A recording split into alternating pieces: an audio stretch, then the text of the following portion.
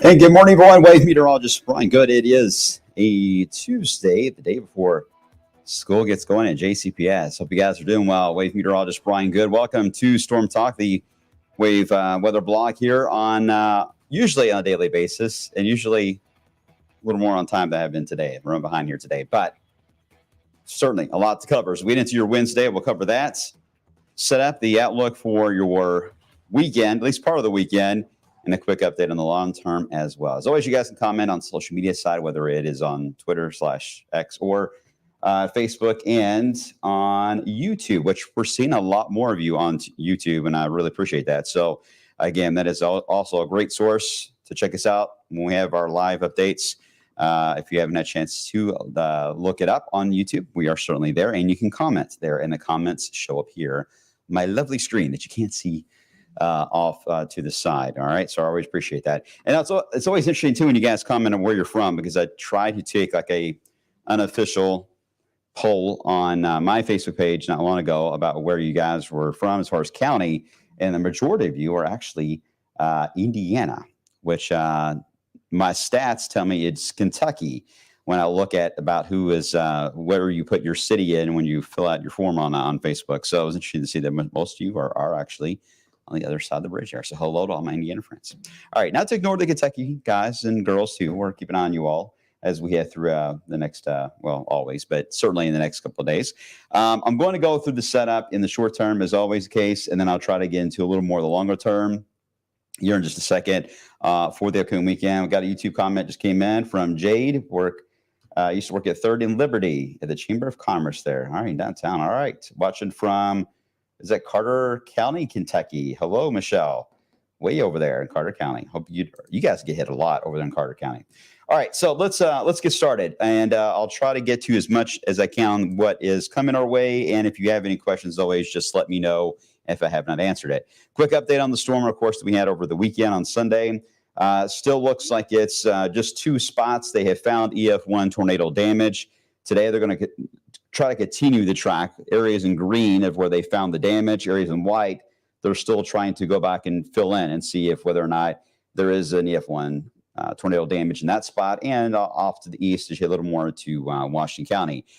There is a chance this could be a long-tracked EF1 tornado, which it was an MCS type feature moving through, so it wouldn't be too surprising, but typically those type of tornadoes do touch down, go back up, and a new one develops. You end up with a multiple tornado count across the region. We don't know if that's the case yet, or if it's just one that's stayed on the ground the whole time.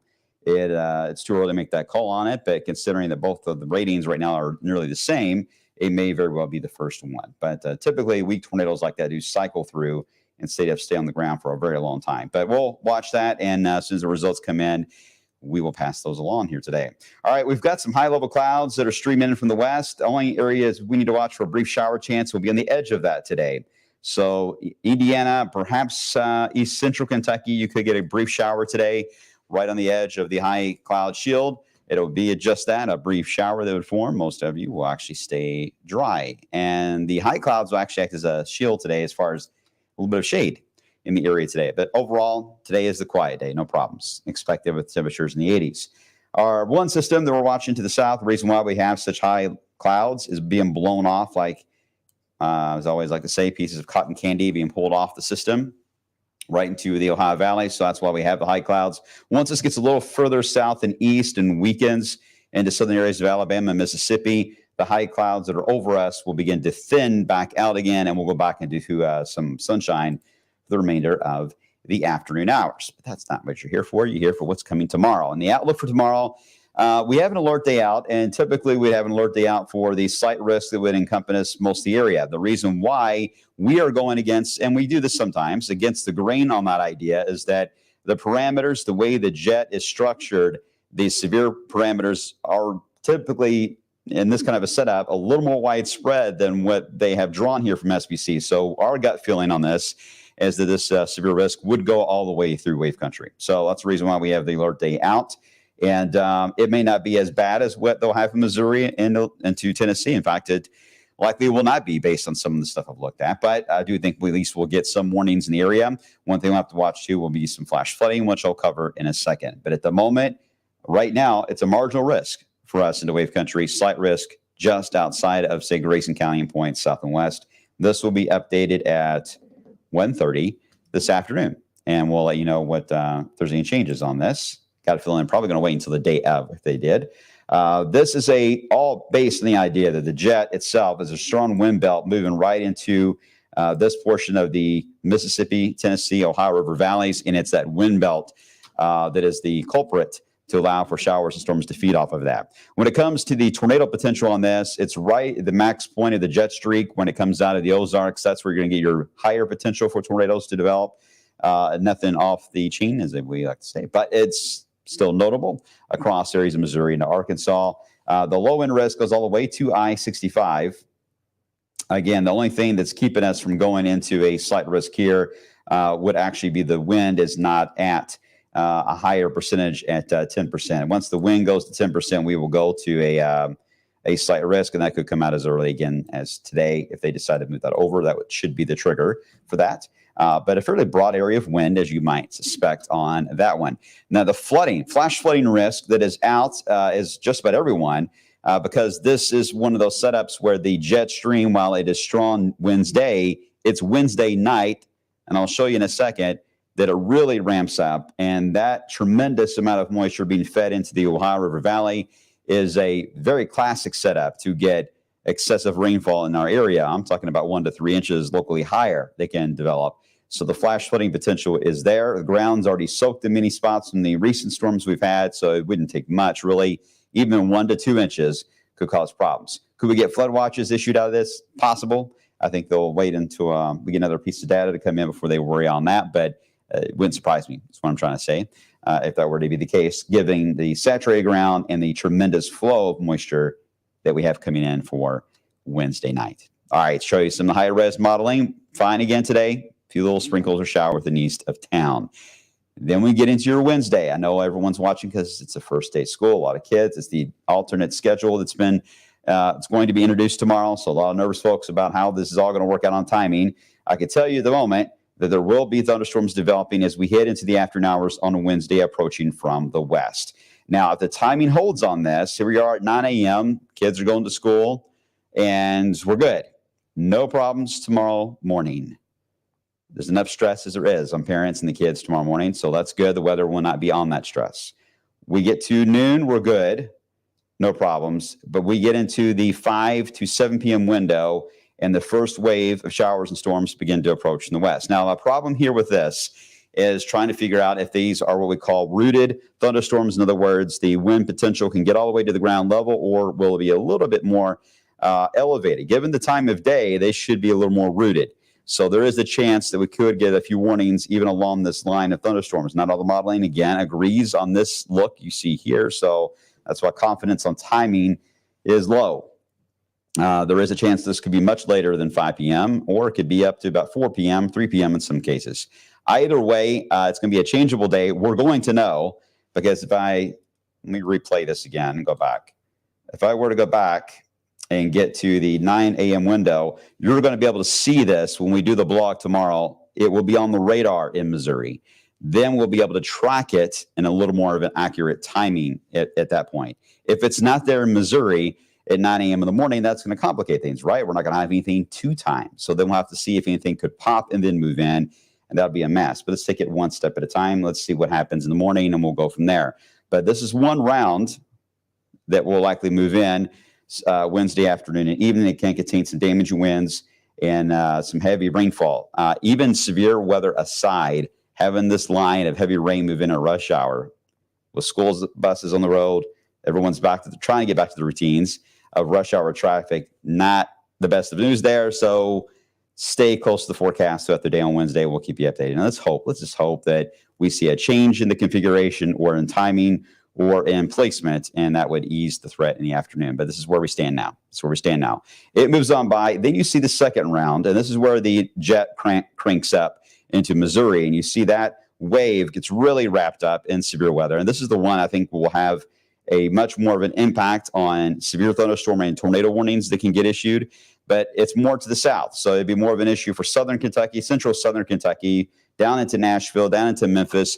That's a spot to watch for likely the worst of it. That first wave I showed you does not look as threatening as the second one does, but the second one is trending more south than north. So there's a chance it could miss a lot of you, that second wave, to where all you have to worry about is the first one in the afternoon hours.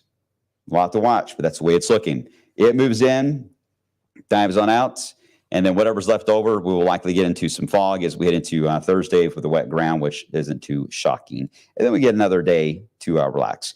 Here is that, what we call the low-level jet at night, and look how it aims right into Kentucky, almost like a sideways teardrop, right into Tennessee and Kentucky. This is what is really going to feed that second line of storms, and it's going to lead to the very heavy rainfall that will move into the area. So this is my concern. Seeing that kind of a low-level jet with a day in the 80s is not good. Now, yes, the first round of rain could knock us back in the 70s, give us a little bit of rain, cooled air, and kind of tame things down. This, however, is one of those unusual setups where that wouldn't really matter as much. It would matter in some way, obviously, but not as much, because this is such a tremendous amount of energy coming in on the 850 flow of the atmosphere, the wind flow, that it is going to overpower, the dynamics will overpower the thermal part of this, to where you can still get severe weather even if you have rain, cooled air in advance of it. So that's why it's a 1-2 punch. Right now, we're thinking we're going to get at least the first one. We don't know on the second one as far as how much of wave country would be in the second one. The timing of the second one is going to be later, a lot later. Could be as late as 10 or 11 o'clock into Wednesday night. First one, still roughly late afternoon rush hour. The second one, much later after sunset. After that, we get into another front that moves in with some showers and storms that could produce another round of severe weather. We have another wind belt moving through, so we'll have to figure this one out, because some of the modeling is wanting to extend this into Sunday now. I'm still looking over that and see if that's going to lock in or not, but it has the same issue of storms wanting to move through these little wind belts that move across the Ohio Valley. So there is a chance we could have more severe weather outlooks for the weekend. I wouldn't rule it out. Why not? And then real quick, here's a look at the jet stream pattern for next week. Here is Kentucky right in here. And look at the jet, it's just not wanting to allow any heat wave to really try to build over. The GFS keeps trying to, or hinting that it wants to push that wind belt out of here and get it back into Canada, where it normally would be this time of the year. And we would get into a hot, hazy, hot and humid scenario for days, which we're used to around here for August. But in this case, this jet just does not want to give up. And when it's locked in like this, at an angle across the country, if you look carefully, there's the little dips that happen within that. And each one of these, when they dip down through the Ohio Valley, they fire up severe weather. And they keep us from getting into the intense heat to where we get some cool shots of air mixed in. And I don't know how long this will last yet. This could go all the way through the entire month of August. We'll see. But to get the summer heat back, this has to push back up. Right now, I think because of this is going to lead to a cooler than normal August for us, the way it's looking right now. All right, there you go. Any questions? I hope that all made sense, because it is a lot to go over. And I went through a longer term, but I really wanted to focus really on Wednesday, what to expect. Again, as a recap, 2 rounds, the way it looks now. First one, a little iffy on the severe side, but it would be near rush hour. The second one, much later, toward the 11 o'clock news. That's the one to watch, but its placement is not for certain. It could still miss us.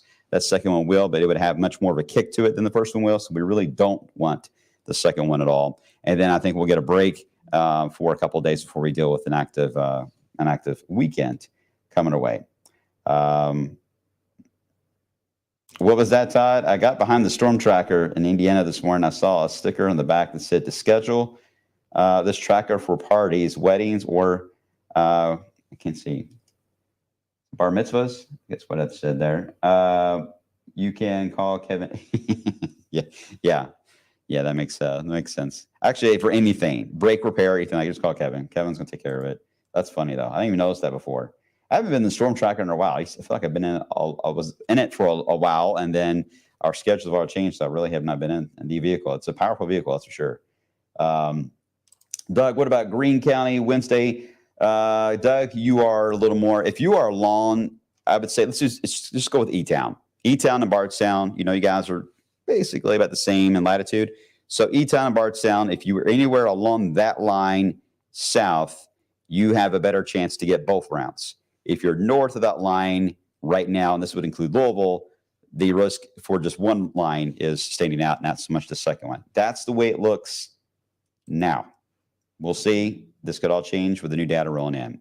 All right, guys, I hate to run out. I told you it's going to be a bit of a short one again today, but I'll get this on the blog, of course, on the app. You'll be able to rewatch it. You can rewatch it on Facebook as well, but it will be on the actual weather app, as always the case. About 30 minutes after I'm done, you can always go back and rewatch the recording of it if you need to, if there's anything you missed there, if I went too fast for you. And I hope I did not. All right, you guys are awesome. Appreciate you watching as always. I'll be back, of course, on midday at 11 a.m. with an update on the setup with the new modeling coming in. We'll see what happens here. And again, a new update on the Storm Prediction Center side of things coming up at 1:30 this afternoon. All right, guys, stay safe. Enjoy the rest of your Tuesday, and I will see you on the flip side.